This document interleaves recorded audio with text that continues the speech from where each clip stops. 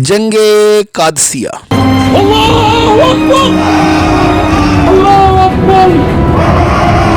बिस्मिल्लाहिर्रहमानिर्रहीम। अल्लाहुम्मा सल्ली अला मुहम्मदिन व आलि मुहम्मद। अस्सलामु अलैकुम। मैं हूँ नबील शाह और आप देख रहे हैं मेरा digital channel Nabeel Shah official. आज के वीलॉग में हम बात करेंगे जंग कादसिया के बारे में, मगर इससे पहले कि मैं आज की वीलॉग में आगे बढ़ूं, अगर आपने अभी तक मेरे चैनल नबील शाह ऑफिशियल को सब्सक्राइब नहीं किया तो अभी कर लीजिए और साथ में दिए गए बेल आइकन के बटन को भी प्रेस कर दीजिए ताकि आपको मेरी आने वाली तमाम वीडियोस बर वक्त मिलती रहें। दोस्तों, जंग कादसिया मुसलमानों के दूसरे खलीफा हजरत सैयदना उमर फारूक की दौर हुकूमत में अरब मुसलमानों जिनके सिपा सलार हजरत साद बिन अबी वक्कास और ईरान जिनका सरदार रुस्तम था के दरमियान में हुई। इनमें मुसलमानों की फतह हुई और ईरान मुसलमानों के कब्जे में आ गया। जंग की इब्तदा। दोस्तों, मुगीरा बिन शोबा मुज़ाकरात के बाद वापस आए। रुस्तम ने अपनी फौज को तैयारी का हुक्म दे दिया। दोनों लश्करों के दरमियान में एक नहर हायल थी। रुस्तम ने पैगाम भेजा कि तुम नहर के इस तरफ आकर लड़ोगे या हमको नहर के उस तरफ आना चाहिए। हजरत साद बिन वकास ने कहा कि तुम ही नहर की इस तरफ आ जाओ। चुनाचे तमाम ईरानी लश्कर नहर को अबूर करके मैदान में आकर जम गया। मेमना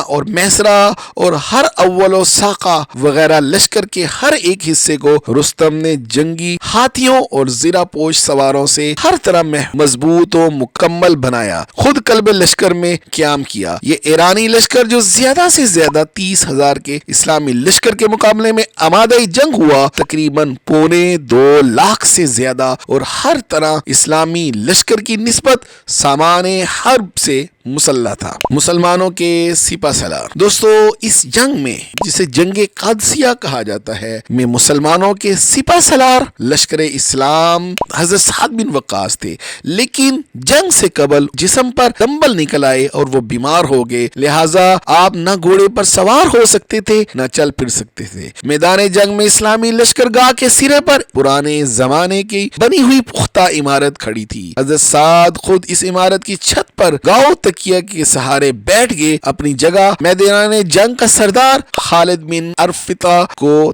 तजवीज किया, लेकिन लड़ाई के नक्शे और मैदान जंग के अहम तगय्युर और तबद्दुल को हजरत साद ने अपने ही हाथों में रखा। यानी साथ साथ खालिद बिन अरफिता के पास हदायत रवाना करते रहे। ईरानी लश्कर की तैयारियों की खबर सुनकर इस्लामी लश्कर भी जंग की तैयारी में मसरूफ हो गया था। अमर बिन माद, यकरम, आसिम बिन अमर, रबी, आमिर वगैरह हजरात ने हजरत साद बिन वक्कास के हुक्म के मुवाफिक तमाम लश्कर इस्लाम में गश्त लगाकर लोगों को जिहाद और जंग पर आमादा किया। शोरा ने रिजस ख्वानी शुरू की। कारियों ने सूरा इनफाल की आयत से तमाम लश्कर में जोश पैदा किया। जंग का पहला दिन। दोस्तों, जंग के पहले दिन दोनों फौजें मुसल्लह होकर एक दूसरे के मद्दे मुकाबिल सफ आरा हो गईं। सबसे पहले लश्कर ईरान की तरफ से हरमज नामी एक शहजादा मैदान में निकला जो जरीन ताज पहने हुए था और ईरान के मशहूर पहलवानों में शुमार होता था। इसके मुकाबले के लिए गालिब बिन अब्दुल्ला असदी इस्लामी लश्कर से निकले। गालिब ने मैदान में जाते ही रिमस को गिरफ्तार करके सिपा सलार साद के पास लाकर इनके सुपुर्द कर दिया। इसके बाद एक और जबरदस्त शहसवार अहले फारिस की जानिब से निकला। उधर आसिम उसके मुकाबले को पहुंचे। तरफेन से एक एक दो वार होने पाए थे कि ईरानी शहसवार भागा। आसिम ने इसका ताक़ुब किया। लश्कर फारिस की सफ़ अव्वल के करीब पहुंचकर उसके घोड़े की दुम पकड़कर रोक लिया और सवार को उसके घोड़े से उठाकर अपने आगे जबरदस्ती बिठाकर गिरफ्तार कर लाए। ये बहादुरी देखकर लश्कर ईरान से एक और बहादुर चांदी का गुर्स लिए हुए निकला। इसके मुकाबले में अमर बिन मायदीन कर्ब निकले, उसे भी गिरफ्तार करके लश्कर इस्लाम में ले आए। रुस्तम ने अपने कई सरदारों को इस तरह गिरफ्तार होते हुए देखकर फौरन जंगे मगलूबा शुरू कर दी और जंग से पहले हाथियों की सफ को मुसलमानों की तरफ रेला। हाथियों के इस हमले को कबीला बहीला ने रोका, लेकिन इनका बहुत नुकसान हुआ। हजरत साद ने जो बड़े गौर से मैदान का रंग देख रहे थे, फौरन बनी साद के लोगों को راحیلہ کی کمک کے لیے حکم دیا۔ بنو سعد نے آگے بڑھ کر خوب مردانگی سے مقابلہ کیا، لیکن جب ان کی بھی حالت نازک ہوئی تو حضرت سعد نے فوراً قبیلہ قندہ کے بہادروں کو آگے بڑھنے کا حکم دیا۔ بنو قندہ نے آگے بڑھ کر اس شان سے حملہ کیا کہ اہل فارس کے پاؤں اکھڑ گئے اور وہ پیچھے ہٹنے لگے۔ رستم نے یہ رنگ دیکھ کر تمام لشکر ایران کو مجموعی طاقت سے حملہ کرنے کا حکم دیا۔ اس متفقہ سخت حملے کو دیکھ کر حضرت سعد نے تکبیر کہی اور تمام اسلامی لشکر نے حضرت سعد کی تقریر میں تکبیر کہہ کر ایرانیوں پر حملہ کر دیا، گویا دو سمندر ایک دوسرے پر امٹ آئے ہوں یا دو پہاڑ ایک دوسرے سے ٹکرا گئے ہوں۔ فریقین کی فوجیں ایک دوسرے میں خلط ملط ہو گئیں۔ اس حالت میں ایرانیوں کے جنگی ہاتھیوں نے اسلامی لشکر کو سخت نقصان پہنچانا شروع کر دیا۔ دوستو، حضرت سعد نے فوراً تیر اندازوں کو حکم دیا کہ ہاتھیوں پر اور ہاتھیوں کے سواروں پر تیر اندازی کرو۔ حضرت عاصم نے نیزہ لے کر ہاتھیوں پر حملہ کیا۔ ان کی مدد کے لیے دوسرے بہادروں نے بھی ہاتھیوں کی سونڈوں پر تلواروں اور نیزوں سے زخم پہنچانے شروع کر دیے۔ تیر اندازوں نے ایسے تیر برسائے کہ فیل نشینوں کو جوابی تیر اندازی کی مہلت ہی نہ ملی۔ نتیجہ یہ ہوا کہ ہاتھی پیچھے ہٹنے لگے اور بہادروں کو میدان میں شمشیر زنی کے جوہر دکھانے کے مواقع ملے۔ صبح سے شام تک میدان گرم رہا۔ رات کی تاریکی میں لڑائی کو کل کے لیے ملتوی کر دیا گیا۔ دوستو، اس دن دوشنبہ کا روز تھا۔ یہ محرم سن 14 ہجری کا واقعہ ہے۔ جنگ کا دوسرا دن۔ دوستو، اگلے دن الصبح بعد نماز فجر حضرت سعد بن وقاص نے سب سے پہلے کل کے شہداء کو قادسیہ کی مشرق کی جانب دفن کرایا۔ کل کے شہداء کی تعداد 500 تھی۔ زخمیوں کی مرہم پٹی کا سامان رات ہی میں کر دیا گیا تھا۔ شہداء کے تدفین سے فارغ ہونے کے بعد اسلامی لشکر نے اپنی صفیں مرتب کی۔ ایرانی بھی میدان میں ڈٹ گئے۔ دوستو، ابھی لڑائی شروع نہیں ہوئی تھی کہ ملک شام سے روانہ کیے ہوئے لشکر کے قریب پہنچنے کی خبر پہنچی۔ ملک شام سے حضرت ابو عبیدہ بن جراح نے ہاشم بن عتبہ کی سرداری میں لشکر عراق کو واپس بھیجا تھا۔ اس لشکر کے مقدمات الجیش پر قعقاع بن عمر افسر تھے اور وہ 1000 کا مقدمات الجیش لیے ہوئے آپ سب سے پہلے قادسیہ پہنچے اور حضرت سعد کو بڑے لشکر کے پہنچنے کی خوشخبری سنا کر خود اجازت لے کر میدان میں نکلے۔ ان کے مقابلے میں بہمن جادویہ آیا۔ طرفین سے داد سپاہی دی گئی اور جوہر دکھائے گئے، لیکن نتیجہ یہ ہوا کہ قعقاع کے ہاتھ سے بہمن جادویہ ہلاک ہوا۔ اس کے بعد کئی مشہور اور نامور ایرانی بہادر میدان میں نکلے اور مقتول ہوئے۔ بالآخر رستم نے عام حملے کا حکم دیا اور بڑے زور و شور سے لڑائی ہونے لگی۔ ہاشم بن عتبہ نے میدان جنگ کے گرم ہونے کا حال سن کر اپنی 6000 فوجوں کے بہت سے چھوٹے چھوٹے ٹکڑے کر دیے اور حکم دیا کہ تھوڑے تھوڑے وقفے سے ایک حصہ تکبیر کہتا ہوا داخل ہو۔ اس طرح شام تک یکے بعد دیگرے یہ دستے لشکر اسلام میں داخل ہوتے اور ایرانی اس طرح سے آمد دیکھ دیکھ کر خوف زدہ ہوتے رہے۔ آج بھی ہاتھیوں کا لشکر اسلام کے لیے بہت سخت تھا، لیکن مسلمانوں نے ایک نئی تدبیر یہ کی کہ اونٹوں پر بڑے بڑے جولے ڈالی، وہ بھی ہاتھیوں کی طرح مہیب نظر آتے اور ایرانیوں کے ہاتھی ان کو دیکھ دیکھ کر ڈرنے لگے۔ دوستو، جس قدر ہاتھیوں سے اسلامک لشکر کو نقصان پہنچتا تھا، اس قدر ایرانی لشکر کو ان مصنوعی ہاتھیوں سے نقصان پہنچنے لگا۔ آج قعقاع نے بہت سے ایرانی سرداروں اور مشہور شاہ سواروں کو قتل کیا۔ شام تک بازار جنگ گرم رہا۔ آج 1000 مسلمان شہید ہوئے اور 10,000 ایرانی میدان جنگ میں مارے گئے۔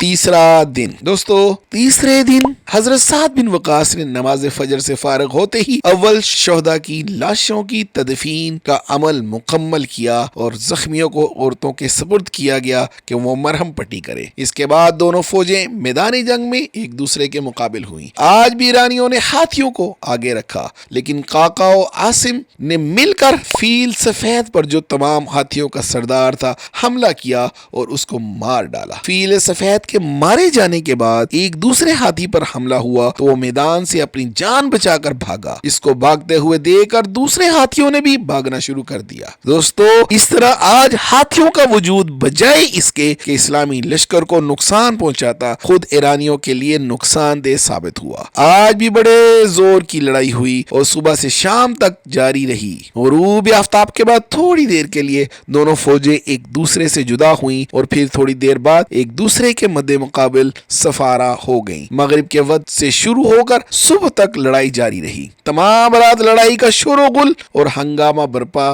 رہا۔ نہ جنگ کی پوری کیفیت سعد کو معلوم تھی، رستم کو۔ غرض یہ رات بھی ایک عجیب قسم کی رات تھی۔ سپہ سالار اسلام حضرت سعد بن وقاص رات بھر دعاؤں میں مصروف رہے۔ آدھی رات کے بعد انہوں نے میدان جنگ کے شور و غل میں آقا کی آواز سنی کہ وہ اپنے لوگوں کو کہہ رہے ہیں کہ سب سمٹ کر قلب پر حملہ کرو اور رستم کو گرفتار کر لو۔ اس آواز نے نہ صرف حضرت سعد کو تسکین دی بلکہ تمام مسلمانوں میں اثر نو طاقت پیدا کر دی۔ تمام اس دن اور رات لڑتے ہوئے غازیان اسلام تھک کر چور ہو گئے تھے، مگر اب پھر ہر قبیلے کے سردار اپنی اپنی قوم کو مقابلے کے لیے تیار کیا۔ بڑے زور و شور سے تلوار چلنے لگی۔ آقا کی رکابی فوج لڑتی ہوئی اس مقام تک پہنچ گئی جہاں رستم ایک تخت زریں پر بیٹھا ہوا اپنی فوج کو لڑوا رہا تھا اور فوج کو احکامات بھیج رہا تھا۔ اسلامی حملہ آوروں کے قریب پہنچنے پر رستم خود تخت سے اتر کر لڑنے لگا۔ جب زخمی ہوا تو پیٹھ پھیر کر بھاگا۔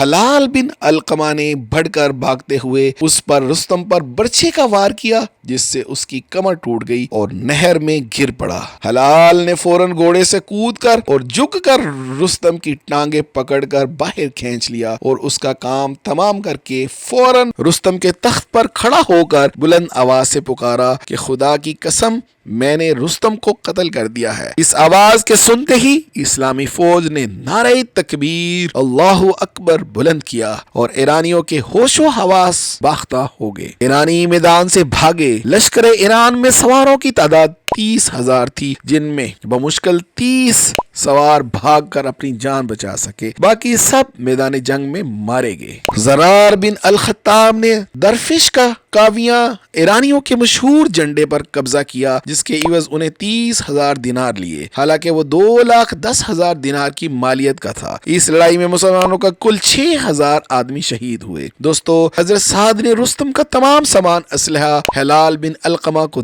دیا اور قاقہ اور شرجیل کو تعاقب کے لیے روانہ کیا، لیکن ان سے بھی پہلے زہرا بن حیوا ایک دستہ فوج لے کر بھاگے ہوئے ایرانیوں کے پیچھے روانہ ہو چکے تھے۔ راستے میں ایک مقام پر ان کا ایک سردار جالینوس ان کو روک روک کر جمع کر رہا تھا۔ زہرا نے اس کو قتل کر دیا اور اس کے تمام مال و سامان پر قبضہ کر کے حضرت سعد کی خدمت میں حاضر ہوئے۔ حضرت سعد کو جالینوس کا سامان ان کے حوالے کرنے میں تسلی نہ ہوئی، اس معاملے میں دربار خلافت سے اجازت طلب کی۔ حضرت عمر فاروق نے زہرا کی ستائش کی اور جالینوس کا اسباب انہی کو واپس دینے کا حکم صادر کیا۔ فتح کی خوشخبری۔ دوستو، حضرت سعد بن ابی وقاص نے میدان جنگ کا ہنگامہ تھمنے کے بعد مال غنیمت اکٹھا کیا۔ خلیفۃ المسلمین حضرت عمر فاروق کی خدمت میں فتح کی خوشخبری کا خط لکھا اور ایک تیز رفتار شتر سوار کو بھیج کر مدینہ کی طرف روانہ کیا۔ یہاں فاروق اعظم کا یہ حال تھا کہ روزانہ صبح اٹھ کر جنگ کی خبر کے لیے مدینہ سے باہر تشریف لے جاتے۔ ایک روز حسب دستور باہر تشریف لے گئے، دور سے شتر سوار پر نظر پڑی، اس کی طرف لب کے قریب پہنچ کر دریافت کیا کہ کہاں سے آئے ہو؟ اس نے کہا کہ میں قادسیہ سے آ رہا ہوں اور خوشخبری لایا ہوں کہ خدائے تعالیٰ نے مسلمانوں کو فتح عظیم عطا کی۔ فاروق اعظم نے اس سے لڑائی کی کیفیت اور فتح کی تفصیلات کے حالات دریافت کرنے شروع کیے اور شاہ سوار کی رکاب پکڑے ہوئے اس کے ساتھ ساتھ دوڑتے ہوئے مدینہ میں داخل ہوئے۔ شتر سوار حالات سناتا جاتا تھا اور اپنے اونٹ پر سوار مدینے میں دربار خلافت کی جانب چلا جاتا تھا۔ شہر میں داخل ہو کر شتر سوار نے دیکھا کہ ہر شخص جو سامنے آتا ہے فاروق اعظم کو امیر المومنین کہہ کر السلام علیکم کرتا ہے۔ تب اس کو معلوم ہوا کہ جو شخص میرے ساتھ پیدل چل رہا ہے وہ خلیفہ وقت ہے۔ یہ معلوم کر کے وہ ڈرا اور اونٹ سے اترنا چاہا، لیکن حضرت عمر فاروق نے کہا کہ تم حالات سناتے جاؤ اور بدستور اپنے اونٹ پر سوار چلتے جاؤ۔ اسی طرح گھر تک آئے، مسجد نبوی میں پہنچ کر لوگوں کو جمع کیا اور فتح کی خوشخبری سب کو سنائی۔ ایک نہایت پر اثر تقریر فرمائی جس کا خاتمہ اس طرح تھا: بھائیو، میں بادشاہ نہیں ہوں ہوں کہ تم کو اپنا غلام بنانا چاہوں، میں تو خود اللہ تعالیٰ کا غلام ہوں، البتہ خلافت کا کام میرے سپرد ہے۔ اگر میں یہ کام اس طرح انجام دوں کہ تم آرام سے اپنے گھروں میں اطمینان سے زندگی بسر کرو تو یہ میری خوش نصیبی ہے، اور اگر خدا نہ خواستہ میری یہ خواہش ہو کہ تم لوگ میرے دروازے پر حاضری دیا کرو تو یہ میری بدبختی ہوگی۔ میں تم کو تعلیم دیتا ہوں، نصیحت کرتا ہوں، لیکن صرف قول سے نہیں، عمل سے بھی۔ اسی کے ساتھ دوستو مجھے آج کے ویلاگ سے اجازت دیجیے۔ اگر آج کی ویڈیو اچھی لگی ہو تو لائک کریں۔ مزید ایسی انفارمیٹو ویڈیوز ویلاگز دیکھنے کے لیے میرے چینل نبیل شاہ آفیشیل کو سبسکرائب کر دیجیے۔ اب تک کے لیے اتنا ہی، بہت جلد اپنے اگلے ویلاگ میں آپ سے دوبارہ مخاطب ہوں گا۔ تب تک کے لیے مجھے اجازت دیجیے۔ اپنے عزیز و اقارب اور گرد و نواح میں رہنے والے لوگوں کا خیال رکھیں۔ اللہ حافظ۔